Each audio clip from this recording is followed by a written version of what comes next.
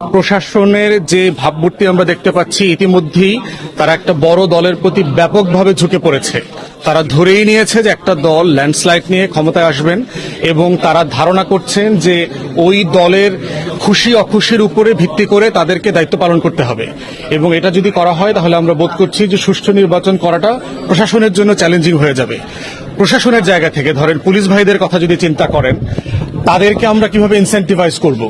তারা যে এত কষ্ট করে এই শীতের মধ্যে দিনরাত পরিশ্রম করে কাজ করছেন, সে যে ন্যায্যভাবে কাজটা করবেন, বৈধভাবে করবেন, আইনের মধ্যে করবেন, তার কি আয়োজন এই রাষ্ট্র করেছে, অন্তর্বর্তীকালীন সরকার করেছে?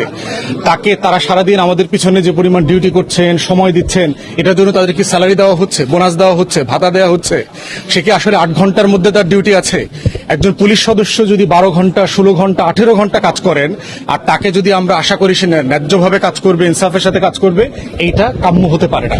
তাই আমরা বলছি যে ইলেকশন কমিশনকে এই নির্বাচনকে কেন্দ্র করে আইন শৃঙ্খলা বাহিনীর সদস্যরা যারা কাজ করছেন তাদের সবাইকে ইনসেন্টিভাইজ করা দরকার, বেনিফিট দেওয়া দরকার, বোনাস দেওয়া দরকার, কারণ তারা জীবনের ঝুঁকি নিয়ে এই কাজগুলো করছেন।